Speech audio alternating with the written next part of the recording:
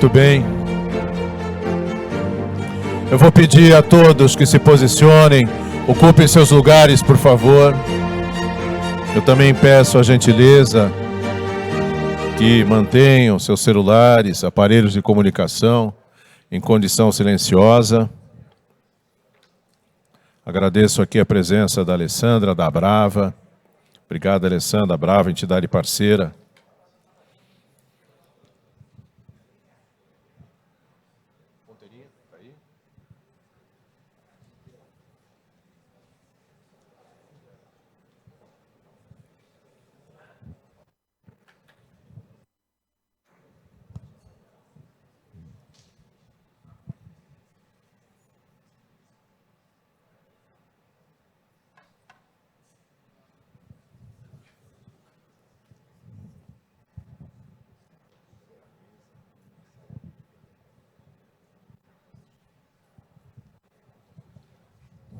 Senhoras e senhores, muito bom dia.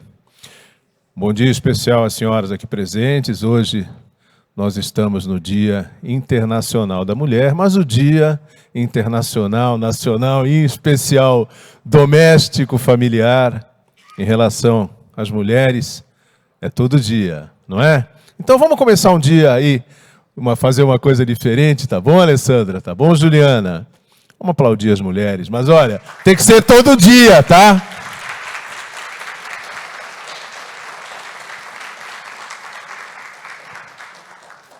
Para vocês duas aí também, para todas as mulheres presentes, muito obrigado por vocês existirem.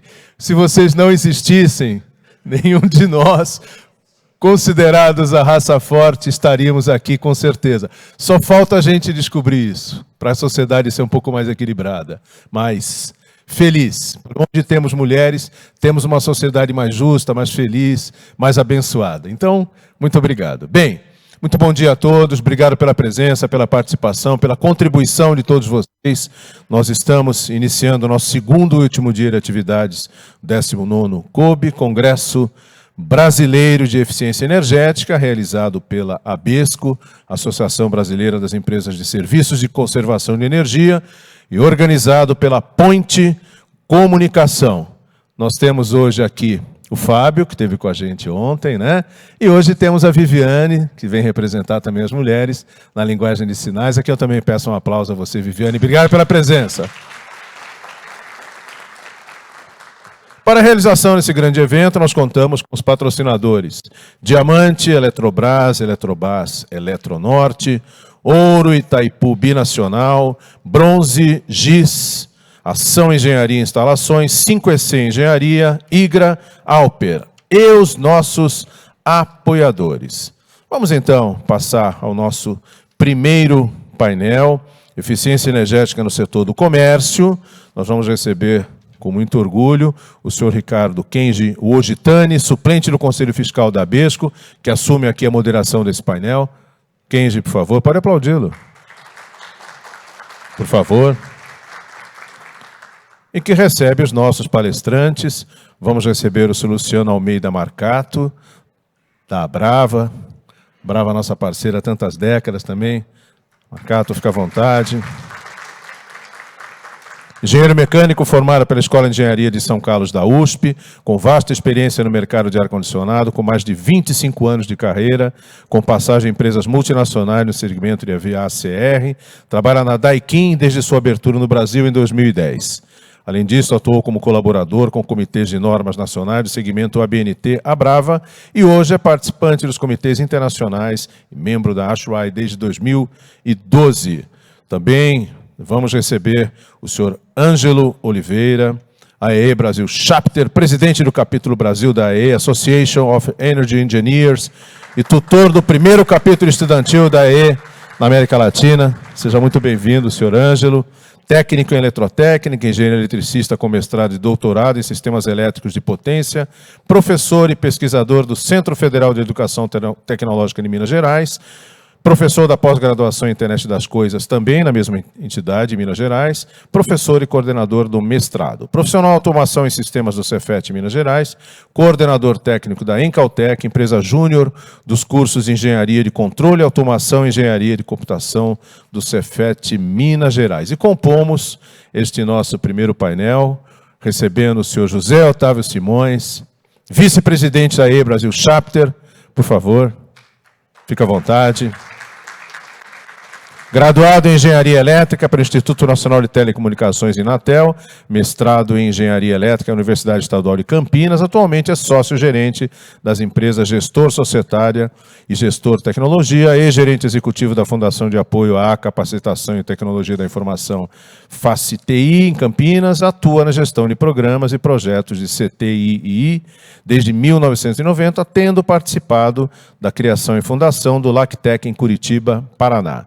Na criação e operacionalização do Centro Tecnológico Industrial do Sudeste Paranaense, em Pato Branco, e na associação do Centro de Gestão de Tecnologia e Inovação em Campinas, e na criação e operação do Núcleo de Estudos e Pesquisa do Nordeste, NEPEM, em Aracaju. Uma vez apresentados os panelistas, senhor Kenji, o espaço é de vocês. Depois da apresentação, depois do debate, a gente vai abrir os microfones para a gente ter toda a interação com vocês, o debate, sempre acerca do tema de cada painel. Agora, antes do Kenji abrir, me desculpa, Kenji, eu vou pedir a gentileza ao nosso pessoal lá da técnica e solte o vídeo da Eletronote. Obrigado, Eduardo.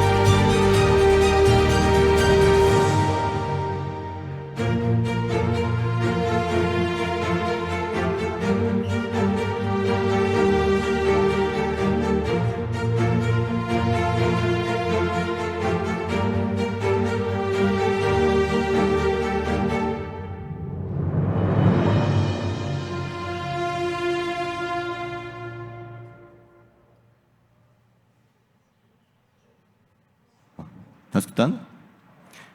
Bom dia a todos. Novamente agradeço a presença de todos. E no dia de hoje a gente vai começar falando de um tema tão importante que é de ar-condicionado. Creio que é um dos finais mais utilizados, que tem muita oportunidade para os projetos de eficiência energética. E hoje a gente conta aqui com a presença do Luciano Marcato, né, que vai falar um pouco mais sobre o tema. Por favor. Obrigado, gente. Começar a apresentação, eu vou ter condição de usar o pointer aí. Obrigado. Ok. Obrigado. Agradecer o convite da Abesco para a Abrava, representando a indústria de refrigeração e ar-condicionado. Para quem não conhece a Abrava e não participou ontem da abertura, Associação Brasileira de Refrigeração, Aquecimento, Ventilação e Ar-Condicionado. Eu estou no mercado há 25 anos, comecei numa pequena indústria em São Carlos chamada Tecance, compressor de refrigeração, e é um prazer estar aqui. Eu sou o coordenador do Comitê de Eficiência Energética da Associação, e engloba refrigeração, ventilação e ar-condicionado. Minha especialização é ar-condicionado. Sejam bem-vindos, parabéns pelo Dia das Mulheres, e o mundo começa com mudanças. Tivemos uma mudança na nossa agenda, o Walter Lenzi da Ashway não pôde participar, então acabou sobrando um pouco mais de tempo para a gente tomar café, e essa é a nossa agenda, um mundo em mudanças. Vamos lá. O mundo está mudando, e ele muda todo dia, toda hora, todo minuto. Ano passado, ano retrasado, nos últimos 2 anos, tivemos muitas mudanças nas nossas vidas, e começou com essa coisa chamada Covid. Todos entendemos no início que ela era por contato, luva, álcool gel, distância, e no final a pesquisa mostrou que o que transmitia a Covid era o ar. As partículas em gotículas que vinham pelo ar, aerosóis, é que transmitiam o Covid. Por isso foi importante a gente colocar a distância de 2 metros. Então, partículas pequenas mostraram uma mudança no entendimento da doença. As cidades ficaram vazias, ficamos aí com novas condições de trabalho na nossa residência, isso mudou muito a nossa vida. Eu, inclusive, mudei de cidade, graças a Deus. A crise da água, ela também traz mudança para a gente muda os nossos hábitos e ela afeta muitas coisas, principalmente a disponibilidade de água nos reservatórios e o custo de energia. Então, uma coisa acaba afetando a outra. A corrida espacial. No passado, a corrida espacial era entre países. E o que aconteceu? Mudou a sociedade, mudou a competição. Hoje está entre empresas. Mercado de veículos. Esse é bem legal, esse eu gosto bastante. Para quem não conhece essa história, ela é interessante porque ela mostra que, no passado, os primeiros carros eram elétricos. E os carros elétricos entraram em competição com os carros com motor a combustão. Carros elétricos eram para mulheres, eles não eram sujos, eles não tinham que você girar a manivela para ligar o carro. Porém, a tecnologia foi suplantada pelo uso do carro com motor a combustão. Mas, na década de 70, um brasileiro, o senhor Amaral Gurgel, vendo o problema da crise de petróleo, começou a fazer pesquisa com carro elétrico, Gurgel Itaipu. Infelizmente, é uma indústria que faliu, quebrou, mas ficou o legado. Toyota Prius híbrido em 2011, é um veículo com uma boa tecnologia, não é o futuro, mas ele é parte do nosso futuro e do nosso presente. Por quê? O que a gente está olhando hoje? Hidrogênio verde, células de combustível com uso de etanol, ou seja, muitas coisas estão mudando e todo mundo fala que a solução é o carro elétrico. Eu tenho a minha opinião, você pode ter a sua, eu acho que ele é parte da solução, não é a única. Um país como o Brasil, um veículo automotor com etanol é parte da nossa solução. Nós temos que olhar a nossa matriz energética e ver como nós geramos a energia no nosso país. Por último, o aquecimento das habitações.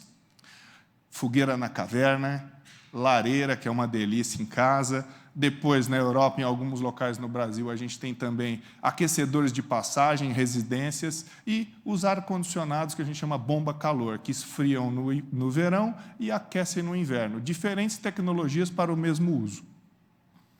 E os projetos? Os projetos mudaram bastante, né? Antes eram feitos em prancheta, depois veio o famoso AutoCAD, que era 1D, 2D, 3D, e hoje a gente faz projeto em Revit, colaborativo, gira o edifício, muda a carga térmica, vê as interferências, tudo de forma automática e muito inteligente. E como isso afeta a nossa vida? Essa integração nos dá bastante velocidade. Geração de energia, a mesma coisa. Sistemas hidrelétricos, sistemas eólicos, sistemas de biomassa, a parte do hidrogênio verde que está hoje em voga, termoelétricas, geração distribuída, smart grid, tem tanta coisa, eu não sou especialista, vocês são melhores que eu. Energia geotérmica, por que a gente não usa? Temos disponibilidade, temos potencial, precisamos pesquisar, existe pesquisa sendo feita hoje na USP para o uso de energia geotérmica, assim como na Universidade de Porto Alegre, são coisas que precisamos olhar a nossa matriz como um todo, de forma bastante holística. Energia das marés, tem uma empresa aqui fora com a turbina que pode ser utilizada para esse fim, sistemas fotovoltaicos e energia nuclear, ou seja, tem muita coisa, muita oportunidade que a gente precisa aproveitar. E a parte de cogeração, para quem não sabe, cogeração é o uso de energia fria, quente, numa planta que pode aproveitar calor e você, através da recuperação de um calor, você pode gerar água gelada, água quente ou em sistemas com trigeração. E as edificações? As edificações mudaram. A gente tem bastante impacto, principalmente nos últimos 3 anos, referente ao Covid. Purificação de ar é o que ficou mais em voga. Como disse o Basile ontem, nós esquecemos a eficiência energética para falar, preciso limpar o ar, preciso ter um ar mais puro para evitar que as pessoas se contaminem. Os escritórios começaram a ampliar os espaços, aumentando a taxa de ventilação para que menos pessoas tivessem contato uma com as outras. A sustentabilidade, a gente sempre fala em sustentabilidade. Descarbonização, eliminar o carbono da nossa vida é uma dificuldade, mas nós temos na nossa matriz energética uma facilidade maior de fazer isso. Eletrificação, o que é isso? Buscar transformar sistemas que trabalham com fontes térmicas por combustíveis fósseis por fontes elétricas com energia mais verde. Então, você pode usar um hidrogênio verde, você pode trabalhar com sistemas fotovoltaicos, ou seja, melhorar a eficiência daquele processo. E tudo isso ligado no ESG. Então, a parte de meio ambiente, governança corporativa e sustentabilidade está diretamente relacionado com aquilo que a gente vai falar nessa apresentação. E as edificações? Infelizmente, o Walter não veio, mas ele ia falar das normas americanas e do famoso conceito de Net Zero Energy Building. O que é isso? É você ter uma edificação que, ao mesmo tempo, produz e consome toda a sua energia ao longo do ano. É energia de balanço zero. É o ideal e é o mundo perfeito, mas isso é muito difícil. Então, a gente tem que trabalhar com outros vetores na parte de edifício. Eficiência energética, otimização operacional, energias renováveis e a parte de armazenagem e sistemas integrados. Ou seja, mudanças de conceito de projeto. Antes, a gente simplesmente colocava as cargas no prédio, ligava na distribuidora, estava resolvido o problema de alimentação elétrica e consumo naquele prédio. Hoje, isso tem mudado. E quem quer fazer um projeto Net Zero Energy Building tem que olhar o conceito como um todo. A cidade que está colocada, o tipo de clima, o tipo de ocupação e o tipo de sistema. Então, muda todo o conceito de operação. Isso foi legal porque todos nós, em grande parte, vivemos isso. O mercado residencial de split e multi-split. É baixo o custo do quê? É o OPEX, o CAPEX? É o investimento ou é o custo operacional? O que é mais importante? No home office, quem paga a sua conta de energia? Na minha casa, quem paga sou eu, então eu ponho o melhor. Eu tenho uma geladeira inverter, eu tenho um bom projeto com ventilação cruzada, ou seja, muitas vezes o conforto humano não está diretamente relacionado ao uso do sistema de compressão. A gente estava conversando ontem, o mercado americano tem uma cultura muito diferente da brasileira. Prédios selados, com isolamento térmico, querendo ou não, isso você vai gastar mais energia. Então, junto com o arquiteto, com o usuário, fazemos projetos para melhorar o consumo de energia. Por isso, são importantes termos normas. Normas começam com normas internacionais, exemplos, norma ISO, norma IEC, e a gente chega no nível de baixo da pirâmide com as normas das empresas, Petrobras, McDonald's, 3M, e no meio do caminho temos normas regionais do Mercosul, normas nacionais da ABNT e normas de associação. Hoje, nós, como associação, trabalhamos nas duas frentes principais, normas das associações e as normas nacionais, onde a Abrava colabora no CB55 da ABNT. O mercado europeu é um mercado bem desenvolvido, tem a iniciativa dos prédios eficientes, eles têm uma meta para reduzir até 2030 entre 50% e 55% do consumo e a emissão de CO2, e o setor de ar-condicionado para eles representa 52%, conforme esse estudo dos edifícios inteligentes. Então, os europeus estão muito conscientes e focados nisso. Inclusive, a parte do gás da Europa, que estava muito atrelada à Rússia, várias iniciativas de eficiência energética e uso de bomba de calor para gerar água quente nas edificações ajudam a reduzir esse impacto de gases de efeito estufa. No mercado americano tem norma desde 1975 com a crise do petróleo, a ASHRAE 90.1. Ela vem evoluindo e o Walter ia falar sobre ela, eu também combinei com ele não falar muito, mas, se necessário, a gente, dentro da associação e da ASHRAE, pode ajudar vocês a entender um pouco melhor. E ela está diretamente relacionada com o desenvolvimento tecnológico. Para o desenvolvimento tecnológico, toda tecnologia tem um máximo de eficiência que ela pode atingir enquanto produto. O próximo passo, você entra como sistema, e o próximo passo é integrando aquela edificação dentro de um ambiente. Por isso a gente fala fonte de energia, armazenamento, localização e operação. Só dessa forma você pode atingir um edifício de consumo net zero. O mercado de ar-condicionados é um resumo das principais normas da América Latina. O Brasil está fazendo um trabalho, principalmente na parte de ar-condicionado residencial. O mercado brasileiro, hoje, nós temos normas e etiquetagem para ar-condicionado e aquecedores de água. Existe um trabalho grande a ser feito.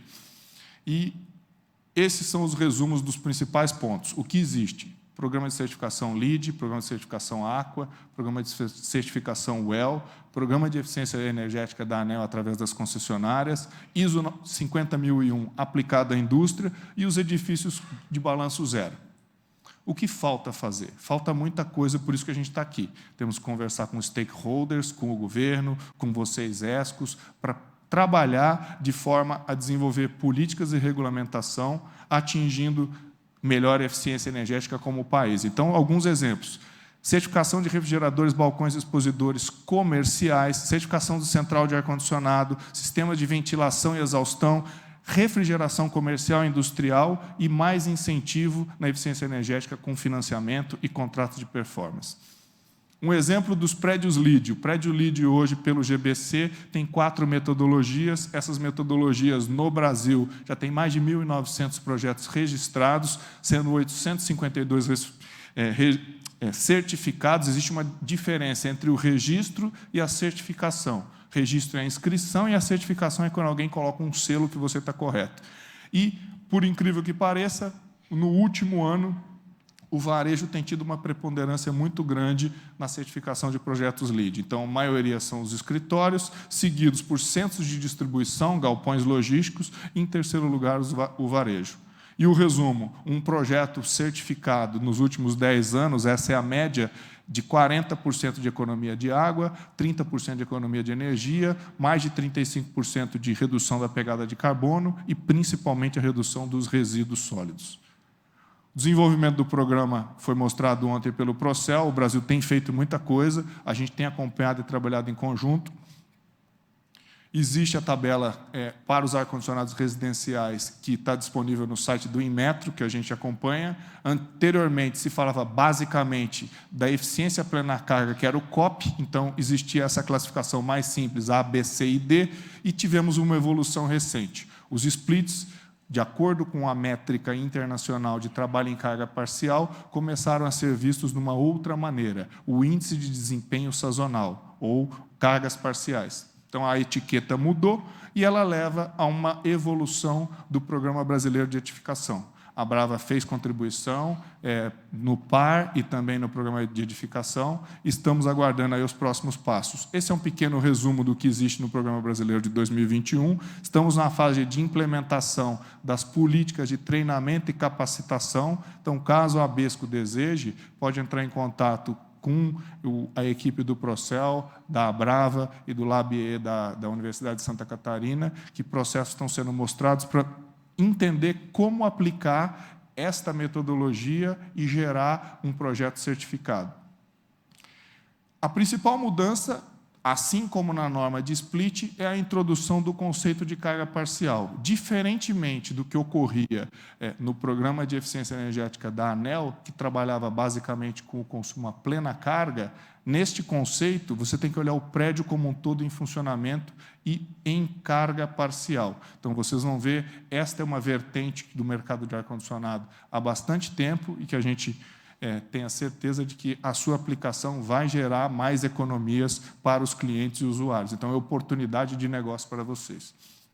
Os equipamentos de ar-condicionado central são VRF, Chiller, e existe uma tabela bastante complexa que fala cada tipo de processo de verificação que deve ser avaliado quando você vai certificar um prédio. Então, sistema de água, sistema de controle, faixa de temperatura. Então, em ar-condicionado, eu brinquei com um colega aqui, a gente fala que o clô da roupa tem que estar adequado. Eu vim com um casaco pesado porque o ar-condicionado aqui está muito forte. Então, uma dica, se o Shopping Frei Caneca quiser economizar energia, mexe no set point do ar-condicionado. Isso existe no Japão, uma lei que fala, durante o verão, a temperatura não pode ser abaixo de 24 graus. Por quê? Quanto mais baixa a temperatura que a gente põe, mais energia a gente consome, porque tem um diferencial grande que precisa ser vencido pelo motor elétrico. Então, essa é uma dica de operação que a gente dá a vocês.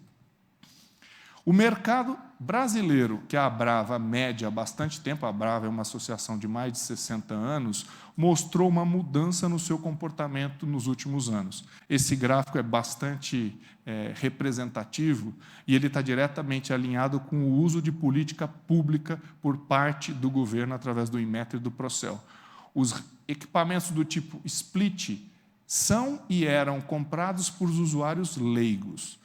Por não ter uma regulamentação forte, pensando em carga parcial e pouca disponibilidade de produto, lá em 2010 a penetração do split inverter era desse tamanho. E o ar-condicionado central, utilizado por indústrias, shoppings e outras aplicações, com um conhecimento técnico maior, tinha na média aí 12%, 15%. O que ocorreu nesses últimos anos? A evolução da tecnologia e da legislação mostra isso. Os splits inverter hoje têm mais de 60% de penetração, ou seja, no home office quem paga a minha conta sou eu, e já os sistemas não regulamentados de ar-condicionado central tem uma carência muito grande. Então, na média, o sistema de ar-condicionado central tem menos de 40% da penetração dos sistemas inverter, que são mais eficientes. Por que isso? Ele é dividido, os 10% do mercado, em basicamente 3 subgrupos de produto. Os sistemas VRF, que são 100% inverter, respondem por 1/3. Os sistemas unitários, splitão, para supermercado, hotel, determinadas aplicações, menos de 5%. E nos maiores sistemas, equipamentos de shopping, de aeroportos, de indústrias, de hospitais, tem uma penetração de menos 20%, ou seja, existe grande oportunidade de economia. Um exemplo rápido para terminar a apresentação, o mercado de ar-condicionado na década de 60 a 90 utilizava um equipamento central dotado, que a gente chama de self-contained.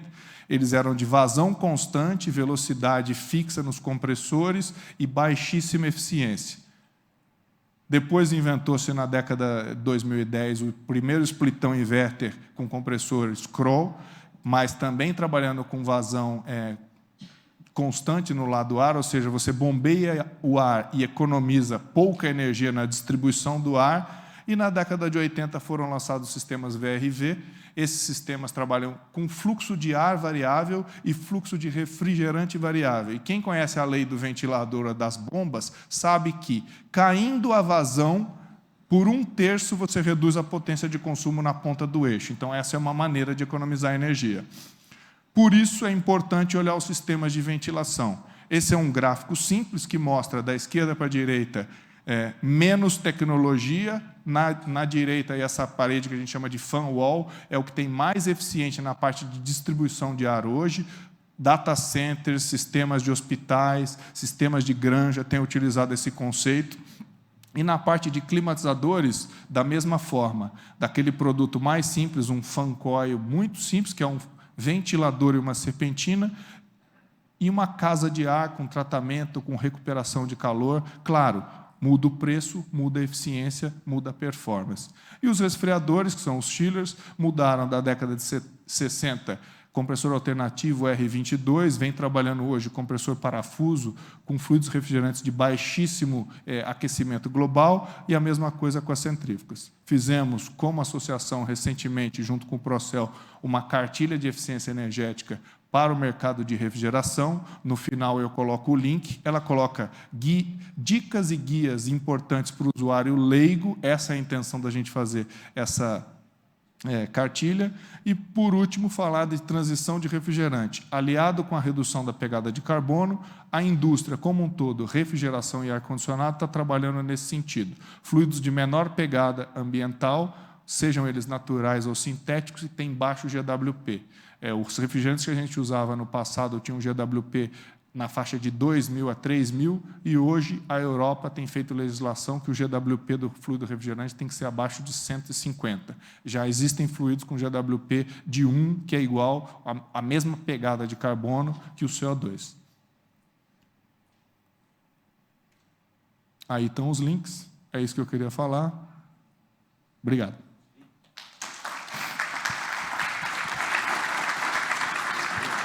Obrigado.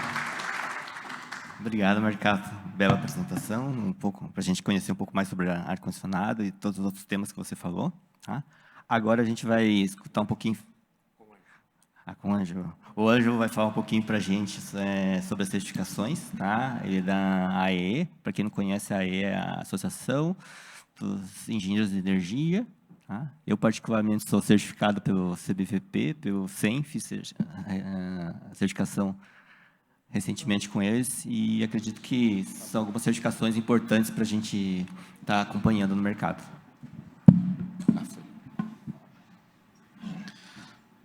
Bom, gente, bom dia a todos. Corroborando com todo mundo aqui, parabéns para todas as mulheres, fundamentais em nossa vida.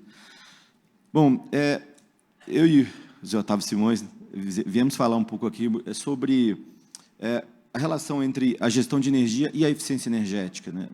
Eu acho que foi falado de uma forma bastante contundente aqui sobre o sistema de refrigeração. Nós somos um país tropical que precisamos olhar com um olhar um pouco mais diferenciado para o sistema de refrigeração. Concordo, está bem frio aqui. Realmente, o esforço energético para que essa temperatura seja baixa, ele pode ser otimizado. Bom, enfim, essa daqui é a nossa agenda. Vou falar rapidamente sobre a AEE no mundo e no Brasil.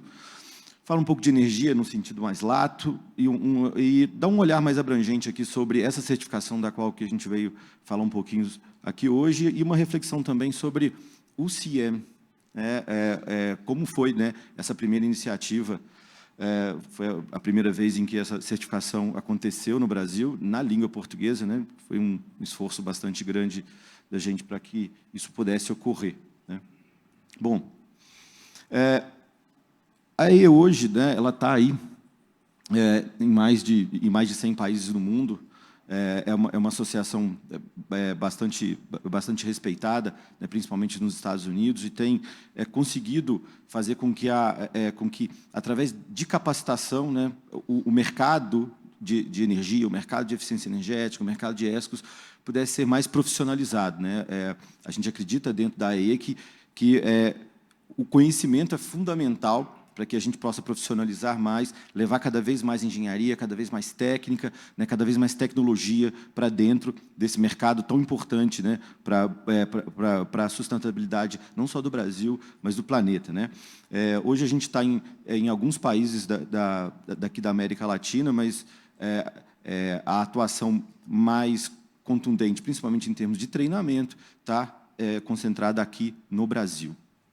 Bom, só rapidamente falando do capítulo Brasil, ele é relativamente jovem, mas, apesar da juventude, a gente já tem ganho alguns prêmios internacionais. É bem interessante ver que existe um espaço muito grande para que a gente possa unir forças com a ASHRAE e com outras associações, para que a gente possa fazer com que cada vez mais a gente traga mais conhecimento para dentro desse mercado, né? Não existe a competição, existe cooperação, e essa cooperação é fundamental, né? A gente vê que várias de nossas demandas daqui do Brasil são demandas mundiais, e a gente tem que abrir um pouco também os nossos olhos com relação a isso, porque a nossa engenharia é muito boa e ela pode ser expandida tanto para outros países da América Latina quanto para o mundo, né? E foi nesse sentido que a gente lutou tanto para poder trazer essa certificação, que é uma certificação mundial, para aqui para o Brasil. Bom, essas daqui são algumas das certificações da AE, né? Basicamente, a mais famosa delas é o CMVP, né? que amplamente conhecido. E agora a gente tem essa segunda certificação vindo para o Brasil agora, já com a primeira turma concluída e com muito sucesso, tá? Eu consultei várias fontes fora do Brasil e a nossa média de aprovação foi maior do que a média mundial de aprovação. Esse é um tipo de certificação que acontece nos Estados Unidos e Europa, muito no Oriente Médio, e a nossa média foi acima da média mundial. Isso prova o nível da nossa engenharia, né? E como a gente pode alavancar ainda mais com conhecimentos específicos, né? Bom, quer falar um pouquinho sobre isso, Simões? Bom dia a todos. Eu queria agradecer aqui a ABESCO aí pela oportunidade. Eu também, até poucos dias, estava aqui na diretoria da ABESCO. E nós temos trabalhado para trazer essa parte de certificação aqui para o Brasil desde 2016, 2018, quando a gente foi para a Espanha ver o trabalho do capítulo espanhol. E qual é a importância para o profissional de energia dessas certificações? É muito simples, é abertura do mercado, abertura do mundo para que o nosso profissional possa se encaixar e vice-versa. Então, nós não estamos aqui só como falando da AE ou da certificação, mas sim das oportunidades que nós estamos trazendo para as ESCOs. Então, hoje tem ESCOs brasileiras com sede nos Estados Unidos, vendendo engenharia nos Estados Unidos. Então, nós temos, lógico, Orlando hoje é a cidade mais brasileira dos Estados Unidos, mas tem lá empresa aqui da região, em Orlando, vendendo eficiência energética. Como? Através dessas capacitações. Então, eu acho muito importante essa parceria, a participação da ABESCO, a participação dos órgãos reguladores do governo, para a gente conseguir ampliar esse processo. Então, a importância e, para mais, além disso, é a gente conseguir pegar os entregáveis que a AE tem. A AE tem muito material. Nós temos uma dificuldade por causa da língua, que 99% é inglês. Mas todo dia tem evento de medição e verificação, de gerenciamento, de ar-condicionado. Então, se você entrar no site, todo dia tem uma palestra. E hoje, com a parte, como foi colocado, a gente está no home office e essas palestras são todas virtuais, nós temos acesso. Então, aqui nessa sala tem vários profissionais que são associados da AE por causa da associação, da certificação. Então, nós temos aqui mais de uma centena de certificados. Então, mudou o mundo. É uma situação que a gente não tinha há 10 anos atrás. E hoje, nós somos internacionais. Nós estamos internacionalizados. E eu acho que a gente precisa perder um pouco o medo. Então, o próximo passo nosso é trazer mais e melhorar os entregáveis para os associados e dentro da ABESCO. Por que a gente está fazendo junto com a ABESCO? Porque os profissionais que estão nos associados da ABESCO, eles necessitam desse processo. Então, não é uma obrigatoriedade legal só, é uma mudança de postura, como foi colocado aqui na apresentação anterior. Mudou, então a gente tem que se adaptar. Obrigado, Simões. Eu queria falar um pouquinho sobre essa questão, né? Gestão de energia. Por que eu coloco como diferente gestão de energia elétrica? A gente precisa olhar a energia por um sentido mais lato, né? Um sentido mais abrangente. O que acontece hoje, né? A gente está muito focado no final dessa cadeia, né, da energia elétrica, mas o que que tem antes dessa cadeia para chegar em energia elétrica, né?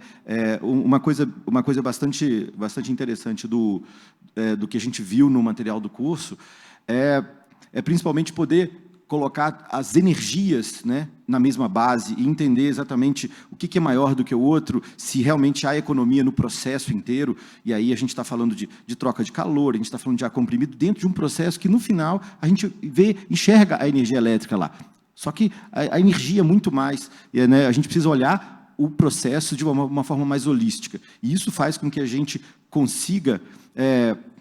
isso faz com que a gente consiga alcançar resultados muito maiores do que a gente pensava que poderia alcançar, né? E exatamente é esse olhar dessa certificação SEN, né, que é Certified Energy Management, que a gente queria mostrar aqui, né?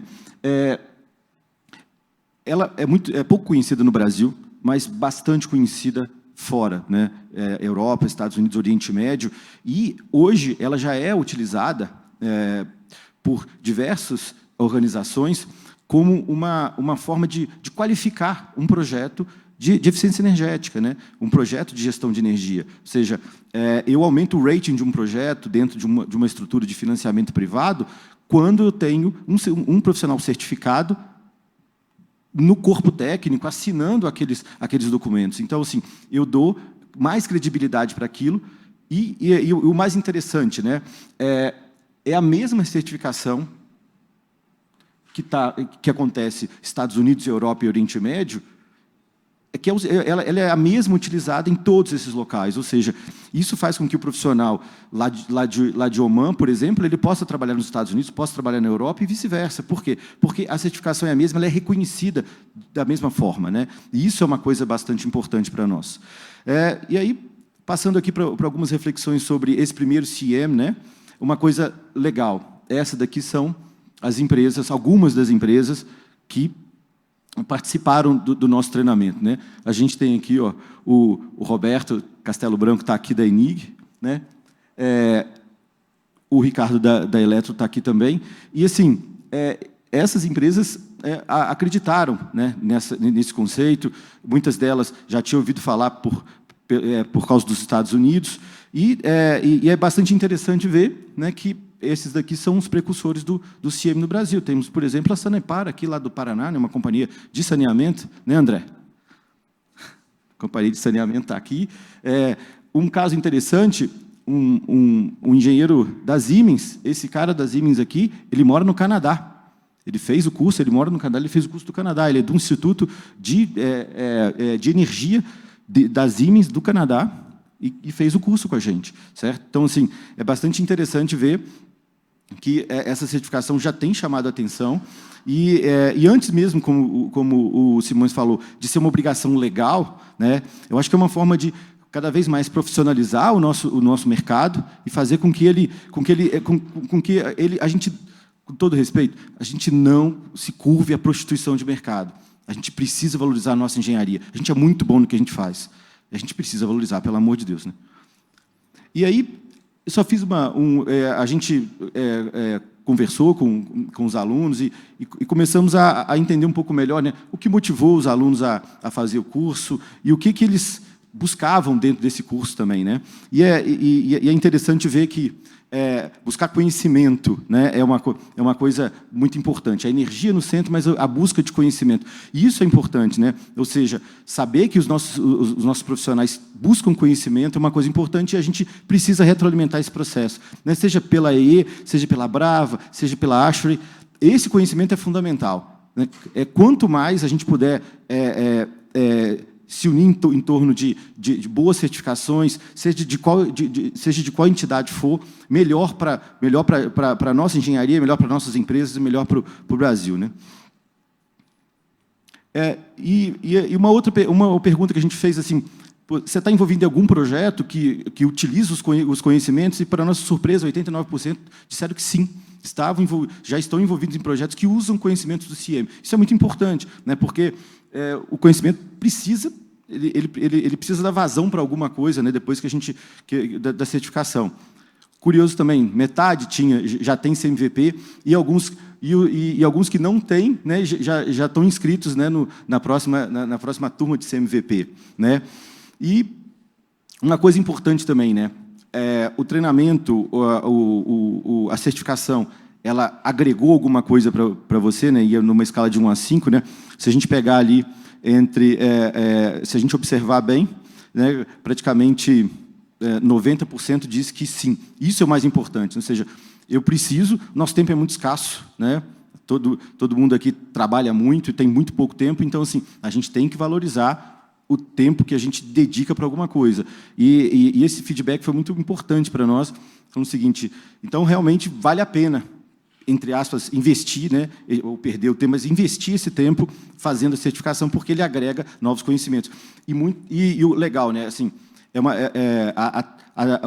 os alunos da turma são todo mundo leia gente muito experiente, né, muito crítica, muito experiente. Isso é muito importante. E ver esse povo, né, que questiona tanto, falar isso, sabe, isso é um motivo de grande satisfação para a gente, né. Aqui, rapidamente, os temas, né, eles foram colocados mais importantes, tá? Né, só para vocês saberem, no CIEM, a gente tem uma quantidade gigantesca de temas para serem feitos. Hein? Sim, exatamente. O CMVP é um dos 14 temas da certificação CIEM. E assim, a prova, para quem fez, né, para quem fez a prova, ela se parece muito com a prova de certificação do TOEFL, né, porque ela tem tempo e, se você não gerenciar esse tempo, você se atropela e você não consegue terminar a prova, né? Depois eu queria até o depoimento do Roberto, que está aqui com a gente, sobre isso. E assim, realmente você tem que ter estratégia para poder fazer a prova. Você pode descartar alguns temas, inclusive. Você já tem que estudar isso antes para saber entender que assim que você começa a prova, saber exatamente o que você não vai fazer e aonde você vai investir seu tempo. Foi uma experiência bastante interessante, né? Bom, e aqui só para poder terminar, né? Alguns depoimentos dos alunos, né? E essa questão de poder trabalhar em outros países com a certificação foi um dos motivadores de um dos alunos. E isso é um negócio bem legal, porque a certificação é internacional. Não importa se ela foi ministrada em qual língua, né? A ER considera um profissional certificado aqui no Brasil que pode trabalhar em qualquer outro país e vai ser visto da mesma forma, né? Eu acho que isso sim, a gente começa a criar um mercado interessante aí, de mais profissionalismo para a questão de gestão de energia, num sentido mais abrangente, né? Já visto que os temas colocados aqui, eles vão desde envelopamento de edificações a troca de calor, pressão, tem tudo num lugar só, né? Inclusive, durante a prova, a gente via questões que passavam por 3 ou 4 engenharias até chegar no final, e realmente era um conhecimento extremamente complexo, né? E é legal muita gente falando sobre isso, né? De mais reconhecimento de que aquele conhecimento pode fazer com que as pessoas se diferenciem no mercado. Eu vou primar por uma pessoa que tem essa certificação, em detrimento de quem não tem, por uma segurança que às vezes nem vem ainda do Brasil, mas já tem uma tradição de fora, né? Isso daqui também foi legal, porque, na verdade, essa frase aqui é específica do aluno da Siemens, porque ele mora no Canadá, mas ele quer trabalhar nos Estados Unidos, então ele fez a certificação não focando no mercado brasileiro, mas no mercado americano, né? Isso daqui é uma verdade. A gente vê capítulo da Bolívia, de Trinidad e Tobago, de alguns outros países entrando em contato com a gente, falou: pô, vocês conseguiram fazer o curso aí? A gente também quer fazer a nossa certificação, os nossos profissionais querem também ser certificados, porque a gente está começando a fazer os encontros com organismos governamentais, com os Ministérios da Minas e Energia, para que a gente possa profissionalizar mais o mercado. Bom, essas foram as observações do curso, né? E as considerações finais vou deixar para o Simões. Sempre sobra. Mas o que a gente tem que ver é que nós não estamos fazendo propaganda e a gente não quer ser um simples capítulo dentro desse contexto. O que a gente quer é usar o conteúdo que tem mundial para o profissional brasileiro e da América Latina. Então, nós vamos ter agora um curso em espanhol, com certeza, esse ano, porque é complicado você montar o curso. Então, nós conseguimos traduzir todo o material do inglês para o português. A prova foi feita em português. O pessoal sofreu, né? Tivemos aí bastante... A destacar que o professor estava nos Estados Unidos, ele falava um portunhol bastante arrastado, e eu e o Ângelo ficamos de monitor.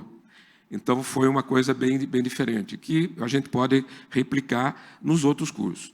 Para as ESCOs, eu vejo de uma forma muito interessante termos um profissional que tenha essa visão 360.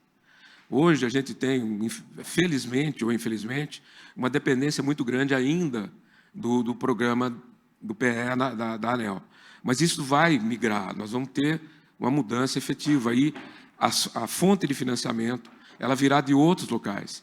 E vai ter que ter um profissional que tenha essa visão 360. Então, isso é uma coisa que nos chamou a atenção. O capítulo aqui, ele começou, o Enio Cato, que trabalha aqui na BESCO com a gente há muito tempo, foi um dos caras que puxou a gente para dentro e trabalhou bastante nesse processo. Depois a gente foi para a Espanha, foi para as feiras da EE, Atlanta, Orlando, Washington, sempre buscando fazer esse contato. Então, eu acho que, como consideração, é uma certificação importante, mas que ela tem que ser entendida no âmbito da empresa, no âmbito da ESCO, como um investimento muito bom. Nós vamos ter agora o CMVP que continua sendo feito aí, tem 2 turmas para esse ano, e para o CM vai ter mais uma turma em setembro. E o pessoal que não passou na primeira turma vai receber o curso da segunda e vai poder fazer a prova de novo. Então, é uma coisa que a gente que é uma coisa legal, que ele tem acesso ao material que foi do curso, que vai ser do novo curso, revisado, e vai poder fazer a prova novamente. Então, ou seja, é uma coisa que você não perde o investimento, além do conhecimento recebido.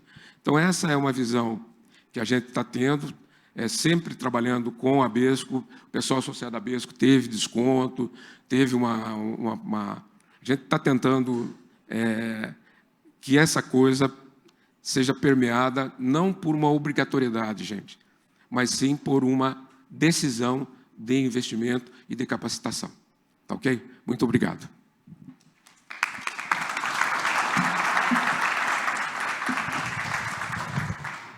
Muito obrigado aí aos palestrantes. Se você me permite, eu gostaria de dar um depoimento aqui, né? Eu fiz meu CMVP em 2015, né? E eu abri empresa em 2015, né? Então, o CMVP, de certa forma, era uma chancela, né, um selo de qualidade para entrar no mercado de eficiência energética, né? Então, eu comecei a fazer projeto de eficiência energética em 2014, e aí estava o CMVP da AE, na época era junto com a EVO, né? Inclusive, por conta disso, eu sou certificado pelo CMVP e agora pelo PMVA da EVO, né? Que também é do protocolo de medição e verificação. Eu acredito que a certificação ele acaba abrindo portas para os profissionais, as empresas, terem uma chancela ali, ter um certificado. E também fiz esse curso novo, né? São certificados aí na primeira turma do CEM. Tá? Eu até estava comentando ali antes da palestra que, na minha opinião, né? Se alguém quiser uma opinião assim, né? Eu faria o curso. Eu gostaria de ter feito o curso ao contrário. Primeiro o CEM, que é mais genérico, né? Dá uma visão geral de todo o mercado de eficiência energética, das aplicações em si, passa por tudo, né? É claro que é mais resumido, né, porque passa por mais temas, né, mas acho que é um ponto muito melhor de se começar. Inclusive, eu recomendei lá na empresa, a gente está com, acho que 3, 4 pessoas certificadas, né, que as outras façam o 100. Tá? Tem o CMVP, o CMVP a gente não tem como fugir, né, o PE da ANEEL exige o profissional certificado, né, para envio de projetos, mas o 100 eu acho que dá uma base muito bacana para quem está começando no mercado, ou para quem quer conhecer outras áreas que não são a sua. Por exemplo, sou engenheiro eletricista, né? Tem poucos projetos ainda de ar-condicionado, inclusive a gente tem que aumentar os projetos de condicionamento ambiental, mas acho que dá uma visão bem bacana para quem quiser começar aí, tá bom? E não sei se... Eu acho que... Agora, acho que vai abrir espaço para perguntas. Não sei se alguém tem mais uma pergunta aí. Temos 2 microfones. Tá bom? Fabiola e a Débora está aí. Se identifica, por favor, acerca do tema. Fica à vontade, por favor. Bom dia a todos. Eu me chamo Pedro, né? Eu trabalho no Centro Integrado de Operação da Geração e Transmissão da Eletrobras e Eletronorte em Brasília. A minha pergunta é para o Luciano. Luciano, todo mundo conhece aí a questão da umidade relativa do ar de Brasília, né? Nas épocas mais secas, elas chegam a 10%, né? A minha pergunta é se,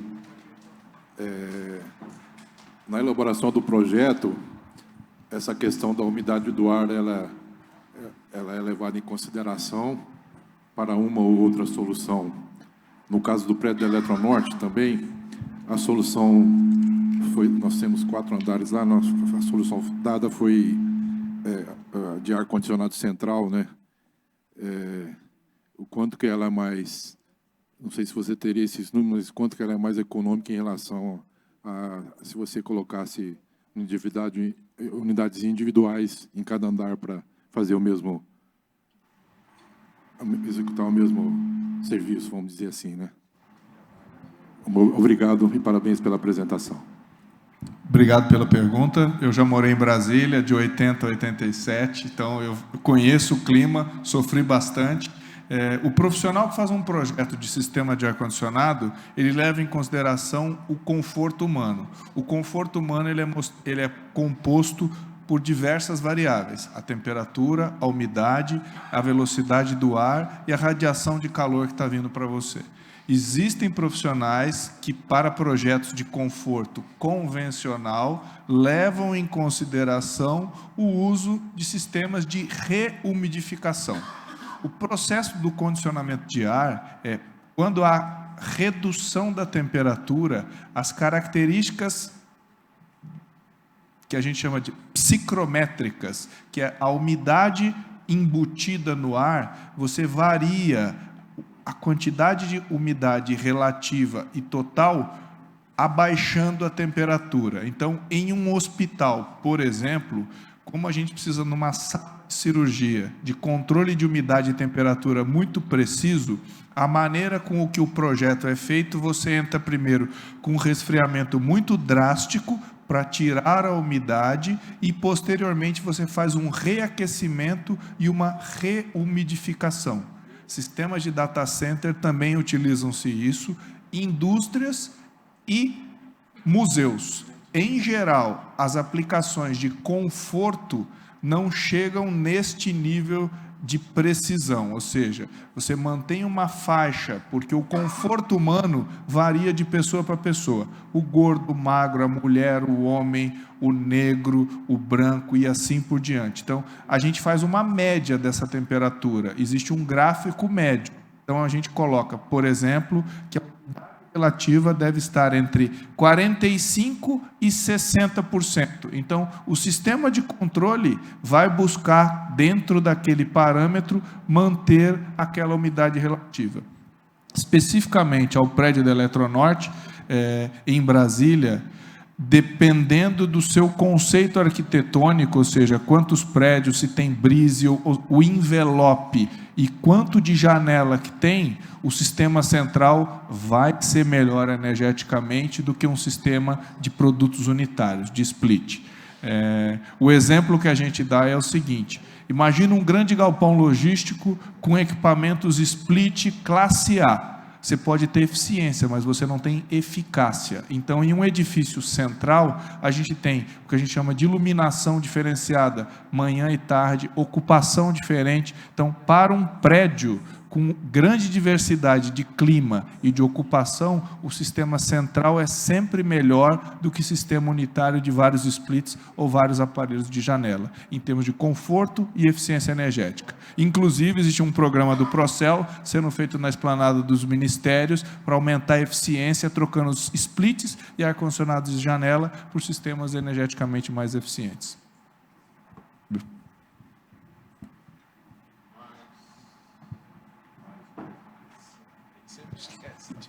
Mais alguma pergunta?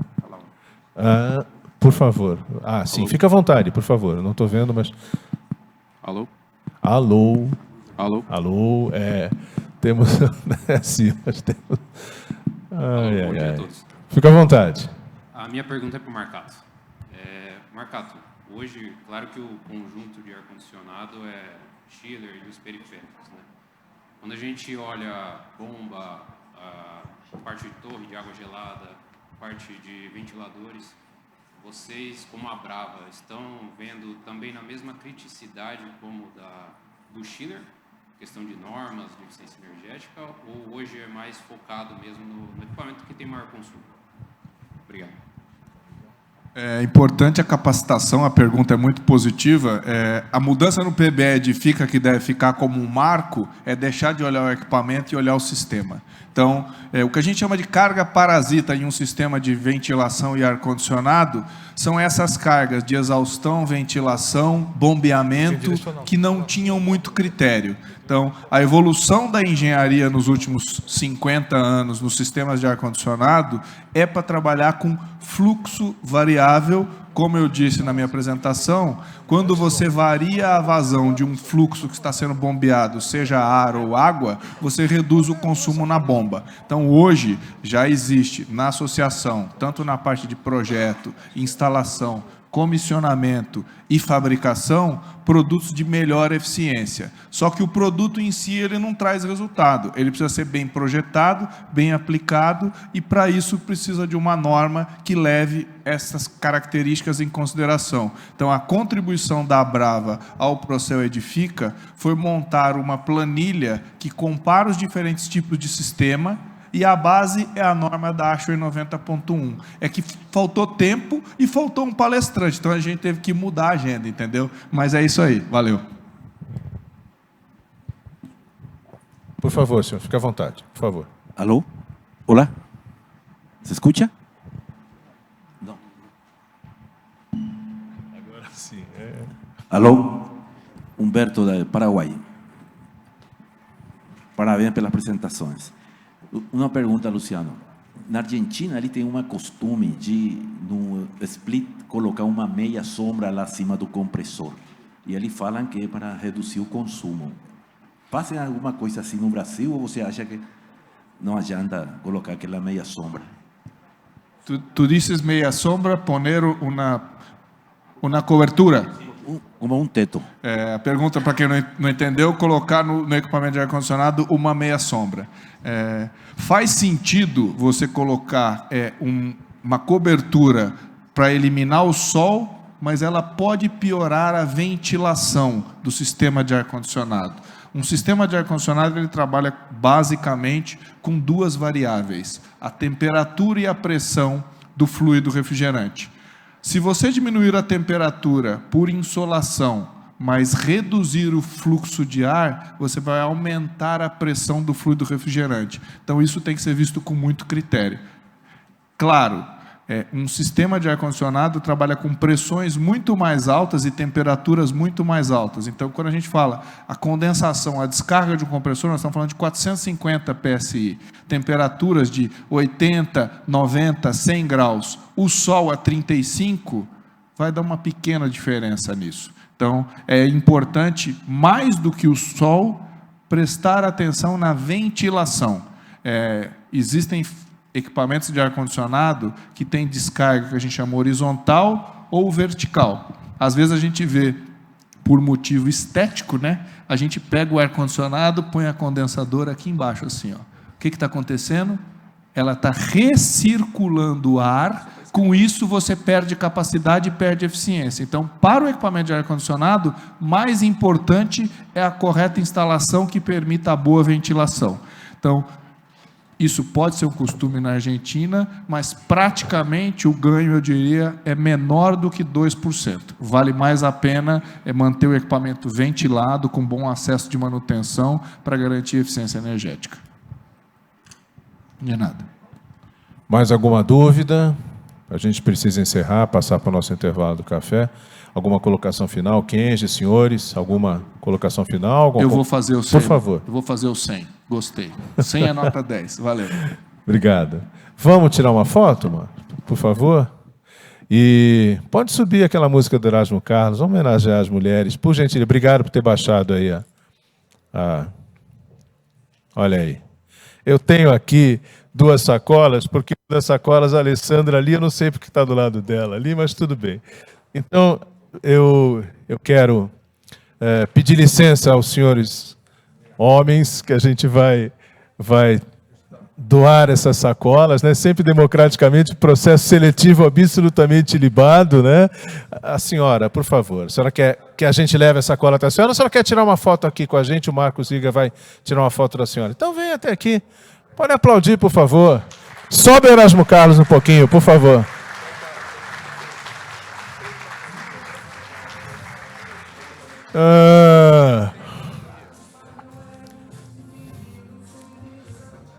Deixa eu ver aqui. 1, 2, 3.